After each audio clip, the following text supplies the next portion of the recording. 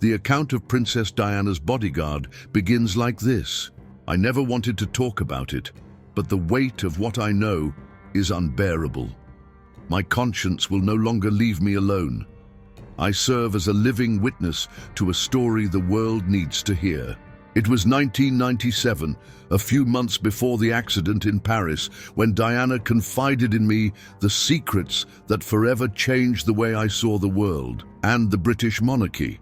I was Diana's bodyguard. We were in one of the most troubled moments of his life. After her divorce with Charles, she became a free figure, but also a threat. Diana was determined to expose truths that the royal family had hidden for centuries, and this made her a target. She knew that. I felt that. Every time we left for an appointment, she would say, "If something happens to me, remember, it won't be an accident." That night, we were at his private residence. The atmosphere was thick, almost palpable. Diana asked me to sit down, and with her eyes shining with intensity and fear, she began to count. "You believe you know how the world works, but you have no idea. The monarchy that the people idolize is much more than tradition and pomp. It's a facade, a piece on a board of power that manipulates entire nations." She talked about power pacts, something that gave me goosebumps.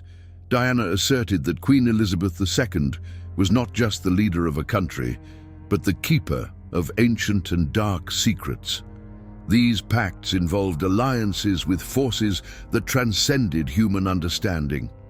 She described rituals carried out deep within Buckingham Palace, in secret chambers where decisions affecting the fate of the world were made. These rituals were not symbolic. They were real and involved sacrifices. The secrets included something even scarier. Diana believed that the Queen was part of a circle that held global control, a network of leaders and influential figures who manipulated wars, financial crises, and even the media. They call it an order, but it's something much more sinister, she said, her voice shaking. Diana mentioned documents that proved these connections, including reports of disappearances of journalists and activists who dared to investigate further. She also spoke about pacts to maintain the power and longevity of the monarchy. According to Diana, these pacts involved practices that defied morality and logic. They exchanged lives for power. Not just political power, but something beyond that. The very essence of control, she said. That's when she revealed something that still haunts me. Queen Elizabeth's involvement in a secret ceremony she had witnessed. Diana believed that the monarchy was sustained by a pact that went beyond the human. She described what she called reptilian rituals, where the Queen, in her darkest form, led acts that sealed alliances with unknown forces. I interrupted her, asking how she knew all this. Diana looked at me with a mixture of fear and determination. Because I saw it. Because they underestimated me. I saw things at Buckingham Palace that no one should see. I heard whispers in hallways that seemed to breathe. I have heard of stories that even the oldest guards fear to tell. She confided in me that she had kept evidence, recordings, documents, and even photos. Diana planned to reveal everything to the world, as she believed that people had the right to know the truth. But fear consumed her. "They're going to stop me, I know they will. But if that happens, I promise I won't remain silent," she stated. That conversation stayed with me. I had never seen Diana so resolute, but I had also never seen her so scared. Over the next few months, I started noticing strange things, unidentified phone calls, cars that seemed to follow us, and suspicious looks during events. She was right to fear for her life. Diana knew too much, and exposing these secrets was a risk the royal family could not take. And then, a few months later, what everyone already knows happened. Or rather, what everyone thinks they know. It was a strangely quiet night in Paris, but Diana was restless. Something in the air seemed to weigh on her. We were staying at the Hotel Ritz, where she had decided to spend some time away from the spotlight, but that was an illusion. Paparazzi and onlookers surrounded every corner of the place. I remember her calling me for a private conversation, away from the cameras and microphones that, according to her, were always lurking. "Do you notice how they're following me? It's not just photographers. There's something more," she said, her voice firm but filled with anxiety. Diana seemed to be on the verge of a breakthrough or a breakdown.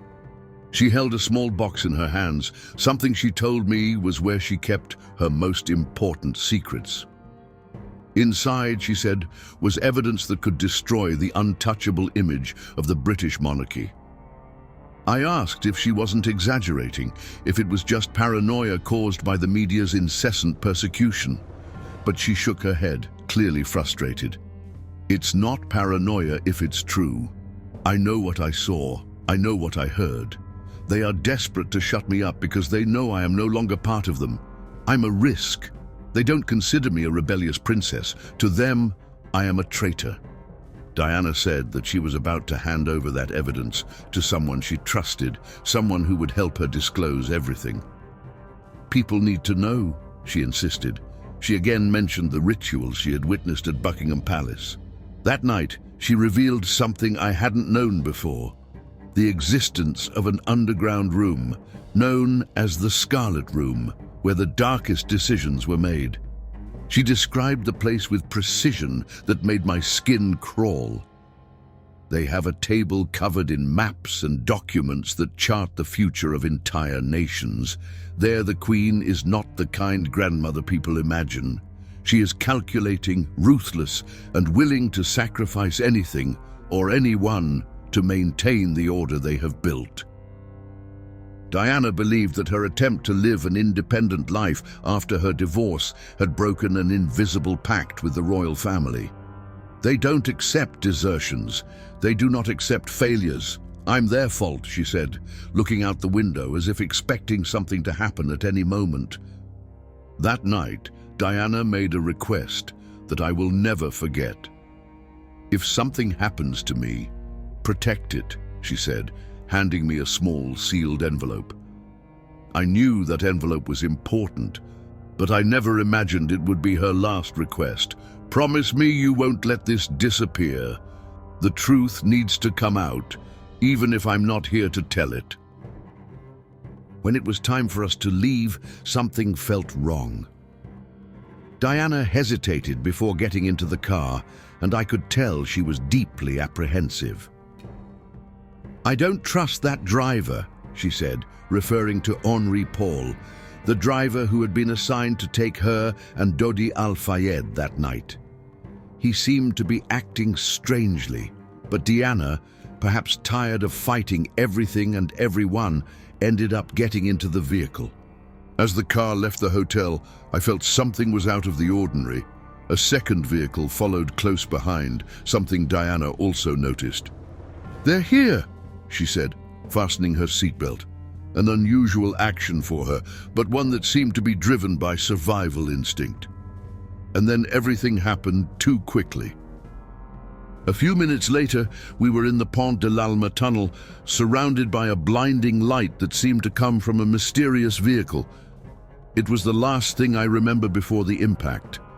The feeling that something had been set up, that nothing was by chance, haunts me to this day. When I regained consciousness after impact, what I saw around me was more terrifying than anything I could have imagined. The Pont de l'Alma tunnel was in chaos. The front of the car was destroyed, and there were camera flashes everywhere. But something didn't feel right. It wasn't just the horror of the accident. There was a sense that this was more than just a disaster. It was as if everything was being orchestrated. Dodi Al-Fayed was motionless, with no signs of life. Diana, in the back seat, was breathing hard, but she was alive at that moment. She tried to say something, but her words were faint, inaudible. The only thing I could make out was a murmur. They did it." I didn't know what she meant at the time, but those words would echo in my mind forever. As I tried to catch up with Diana, I noticed something strange. Before French authorities even arrived at the scene, some figures appeared around the car. They weren't paramedics or police officers. They wore black clothes and had a meticulous, almost cold demeanor. One of them looked directly at me, and his gaze was so sharp it seemed like a warning. They were not there to help. They were there to make sure nothing got out of control. I was pulled from the car by one of them, who didn't say a word. I was dazed, injured, but the adrenaline kept me conscious. I asked about Diana but got no answer. They just said, "Be quiet, we're taking care of it." Care that seemed like anything but an attempt to save her. They surrounded the vehicle, blocking the view of any onlookers or photographers. It was a quick and efficient operation, as if they had already been prepared for that moment. When the paramedics arrived, they finally took Diana away. I tried to follow, but was abruptly pulled away. They put me in a separate ambulance and told me I would be taken for treatment. Along the way, I began to realize that something was deeply wrong. The ambulance driver spoke in a low tone over the radio, mentioning codes I didn't recognize. Later, I discovered that during the journey to the hospital, there was an inexplicable delay. It didn't make sense. Diana still had a chance of surviving, but time seemed to be against her. After that, everything became a whirlwind. I was taken to a hospital, but I quickly realized that I wasn't just being treated as a survivor. There was a group of people who constantly watched me. They were not doctors or nurses. They were agents, and their only objective was to keep me silent. I was visited by a man who did not introduce himself, but whose presence was intimidating. He told me clearly, "You will forget everything that happened. You saw nothing. You know nothing. For your safety and that of your family, this ends here." His tone left no doubt that he wasn't making a request, but a threat. I was still in shock, but I realized that the truth I was carrying was too dangerous. Days later, as I watched the news, I realized how carefully the official narrative had already been put together. They were talking about an accident caused by paparazzi and the recklessness of the driver, Henri Paul. But I knew that wasn't true. Henri Paul was strange that night, but the blinding light in the tunnel, the mysterious vehicle, and the figures at the crash site told a completely different story. I was kept under surveillance for weeks. My every move was monitored. Every attempt to question or seek answers was immediately stopped. When they finally released me, I got a clear message: this ends here, forever. I knew that if I said anything, my life would be in danger, as would the lives of the people I love. But now, so many years later, I can no longer remain silent. The world needs to know that the Pont de l'Alma tunnel accident was carefully planned. Diana knew too much, and her determination to reveal the monarchy's dark secrets sealed her fate. What happened that night was not a coincidence, but a meticulous execution of a much larger conspiracy. After the accident, the feeling of being trapped in an invisible net became my reality. I believed that in surviving, I had a duty to tell the truth, but I was quickly forced to understand that silence was the only option to ensure my survival, and that of my family.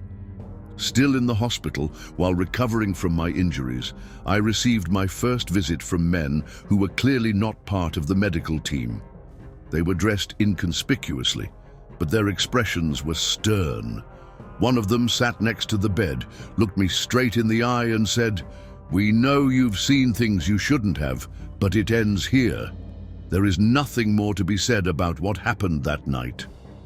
I tried to argue, to explain that I just wanted answers, but he coldly interrupted. "You don't understand. It's not a choice. It's an order." Then he showed an envelope.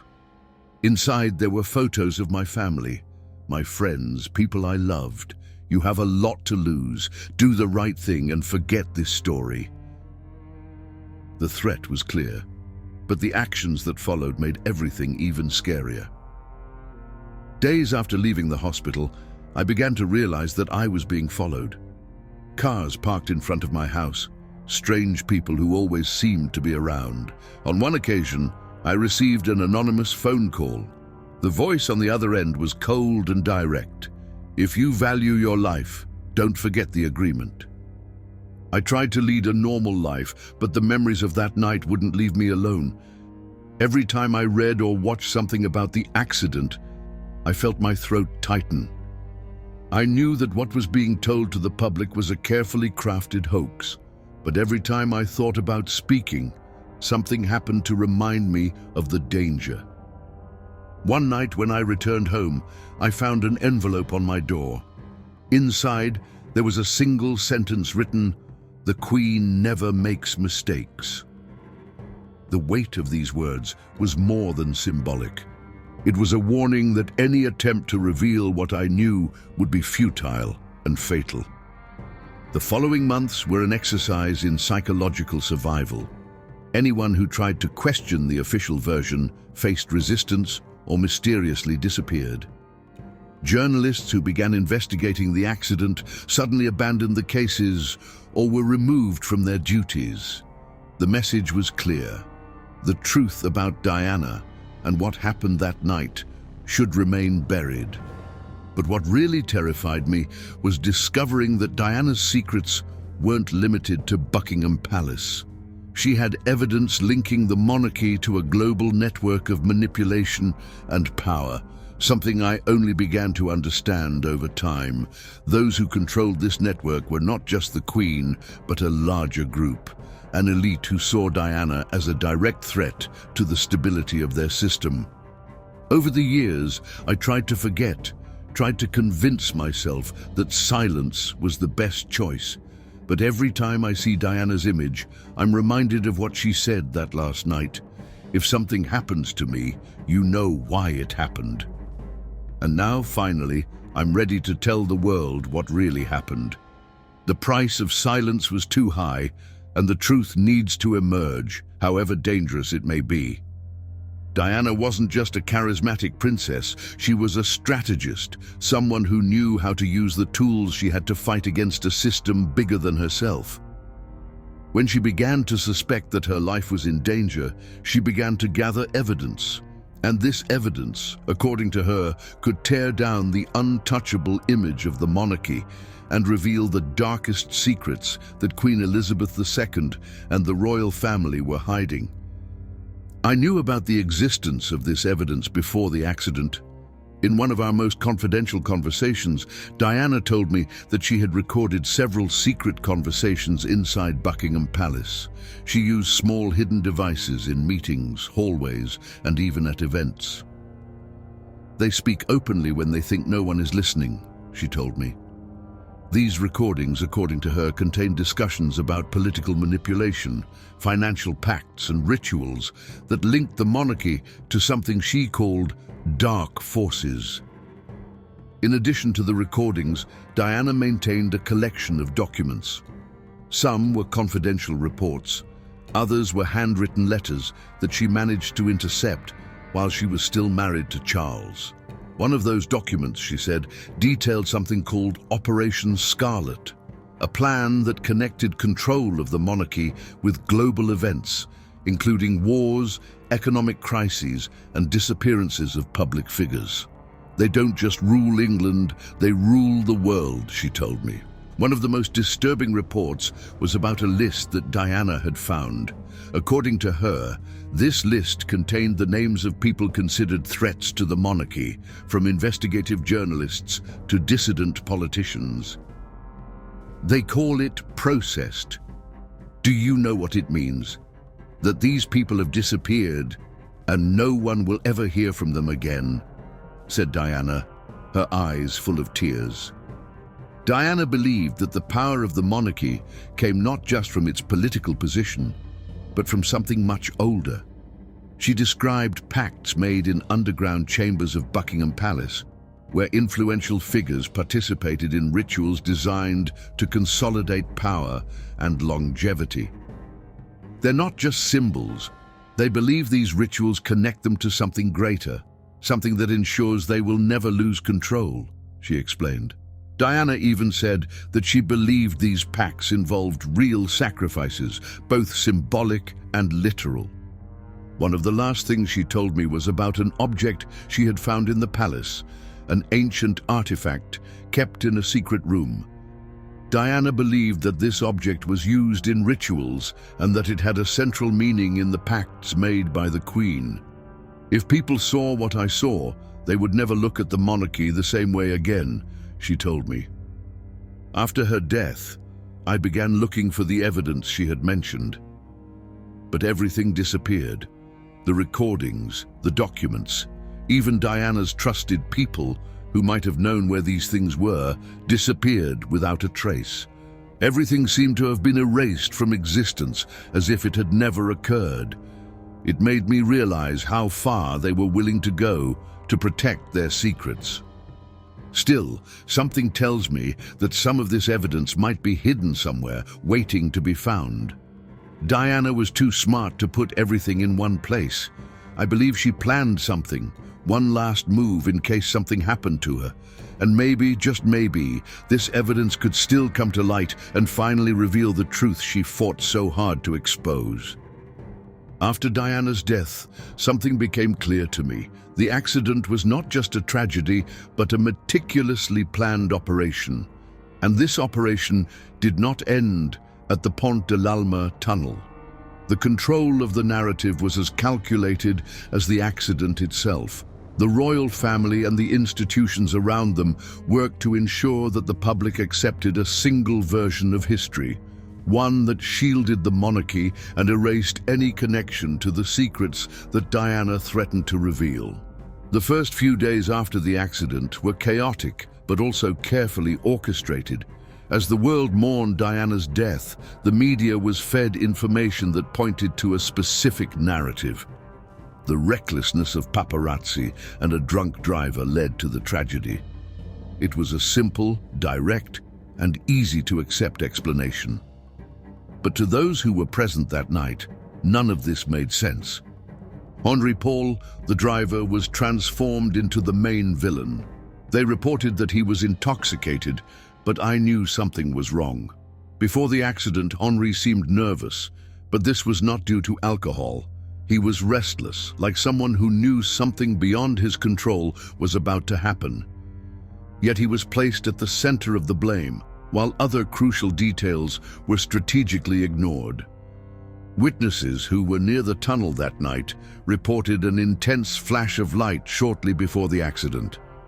It was a crucial detail, something that could change the entire investigation, but it was quickly dismissed by authorities. The vehicle that blocked Diana's car was never found, and the security cameras in the tunnel were mysteriously not working at the time. Every piece of evidence that could contradict the official narrative simply disappeared. The manipulation was not limited to the incident itself. Diana's own image was controlled. She was portrayed as a tragic figure, a victim of media persecution, while the secrets she carried were carefully buried. There was no mention of her statements about the dark pacts, the rituals at Buckingham Palace, or the documents she had collected. It was as if her fight against the monarchy had never existed. And then there was the role of Queen Elizabeth II. In the days following Diana's death, the Queen remained silent, which sparked criticism from the public. But this silence was not neglect, it was strategy. She knew that any word said at that moment could trigger questions that no one wanted to answer. When he finally made a statement, it was carefully scripted, designed to calm the population and restore the image of the monarchy. The control was so complete that even official investigations seemed part of the plan. The inquiry into Diana's death lasted years, but never touched on the deeper aspects of the conspiracy. It was as if an invisible wall had been erected to protect certain truths. Any attempt to question the official narrative was quickly discredited as a conspiracy theory. Behind it all was the true strength of the monarchy, its ability to manipulate not just events, but perceptions. They not only needed to control what happened, but also how the world would see it. And this manipulation was so effective that to this day, most people believe the official version without questioning the gaps and contradictions. But not me. I lived that. I saw what happened, and I know that Diana's death was not a simple accident. It was a carefully planned operation to protect secrets that could shake the monarchy and the powers it represents. Secrets that Diana was about to expose, but which now remain hidden, at least for now. Diana often said that the British monarchy was not just a national institution, it was part of a much larger system, a cog in a global machine of power and control. During our conversations, she described this system as a web, with the monarchy at the center, connected to forces that transcended borders, governments, and even the rules we know as human. "They don't just rule England, they rule the world," she once said, her voice full of conviction. For Diana, the secrets the monarchy kept were more than isolated acts of corruption or manipulation.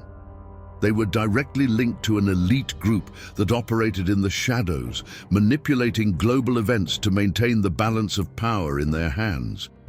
She mentioned something called the Order, a term that appeared repeatedly in the documents she was able to access.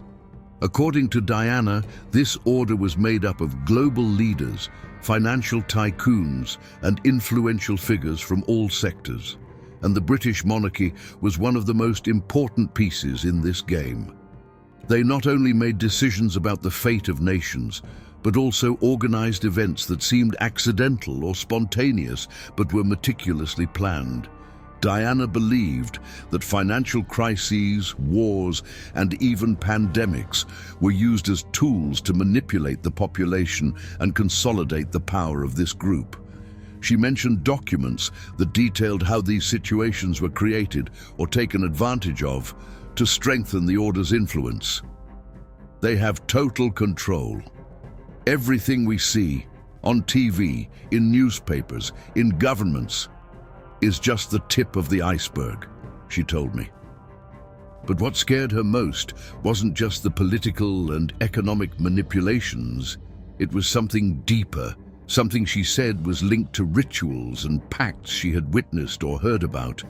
Diana believed that the British monarchy had a spiritual or perhaps anti-spiritual role in this system.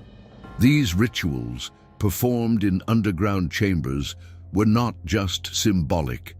For her, they were a way of maintaining an ancestral pact that guaranteed the continuity of power. One of the most disturbing details she shared was about the figure of Queen Elizabeth II. Diana believed that the Queen was not just a political leader, but a guardian of ancient and dangerous knowledge. She's not like us, none of them are. They hide it, but anyone who looks closely can see it. Diana spoke of changes she noticed in the Queen, times when her appearance and behavior seemed different. She even mentioned rumors among palace staff about something they called the true face. Diana also spoke about an artifact she called the Heart of Order, something the monarchy guarded extremely securely. This object, according to her, was central to the pacts and rituals that connected the monarchy to the Order. Diana believed that this artifact had symbolic and real power, something that supported their influence over the world. If this was destroyed, everything they built would fall apart, she told me. Most frightening of all was the implication that Diana knew this system didn't end with the monarchy. She believed the forces behind him were greater than any individual or royal family. If I disappear, it won't be just because of them. It will be because of everything that is at stake, she said, her eyes fixed on mine. Diana knew she was dealing with something that went far beyond political power. It was a system that controlled humanity on levels most people can't even imagine. And it was this awareness that made her fear so much for her life. She was challenging not just a family or an institution, but a global network that would do anything to protect its secrets. Even after her death, Diana remains a figure who defies power and exposes the darkest truths of the system she sought to overthrow. Her actions, Her words and the secret she revealed have not completely disappeared. Despite efforts to silence her voice, Diana's legacy still resonates, and her last acts of courage left us with clues to what was really at stake. For those who were close to her, like me, it was clear that Diana knew her fight could cost her life, but she believed that planting the seeds of doubt and truth was more important than her own safety. Diana wanted people to see beyond the monarchy's glossy facade, to question what seemed untouchable. Even though much of the evidence she gathered has disappeared or been suppressed, the questions she raised live on. Why does the monarchy exercise so much control? What are the pacts that sustain your power? And most importantly, what else is being hidden from the public? Diana's impact goes beyond the secrets she carried. His death lifted a veil of mystery that has never been completely resolved. Theories surrounding his death, the royal family's behavior after the accident, and the hidden details of the case continue to fuel global debate. Even without definitive answers, these questions continue to inspire a new generation of people who refuse to accept official narratives without question. Today, the world is more connected than ever, and information that could once be buried now has a way to resurface. What Diana knew, even if partially erased, may be waiting to be discovered by those willing to seek the truth. The rumors about hidden documents, recordings in secure locations, and people who still have pieces of this story have not gone away. And it's only a matter of time before someone connects the dots. For me, living with this knowledge was like carrying a heavy and lonely burden. The guilt for not having done more, for not having protected Diana, has accompanied me all these years. But now, in telling this story, I feel like I can finally fulfill part of what she wanted. Diana knew it wasn't possible to take down such a large system all at once, but she believed every step was important. She once told me, "If they take me out of the picture, the truth will still be here, waiting to be found." Those words never left my mind. The truth that Diana tried to reveal is still all around us, hidden in symbols, decisions, and the events that shape our world. The future of what she started depends on us. It is up to each one to continue questioning, seeking answers, and refusing to accept the comfortable lies that are told to us. Diana may have been silenced, but her legacy is eternal. And as long as there are people willing to question power, your struggle will remain alive. And to you who are listening to this story now, remember, the darker truths don't always disappear. They hope, latent, for those who have the courage to face them. If you have gotten here, it is because you also feel that there is something bigger behind what they tell us. Do not ignore the signs. Do not be happy with official versions. Diana's fight is not over, and now she's yours too.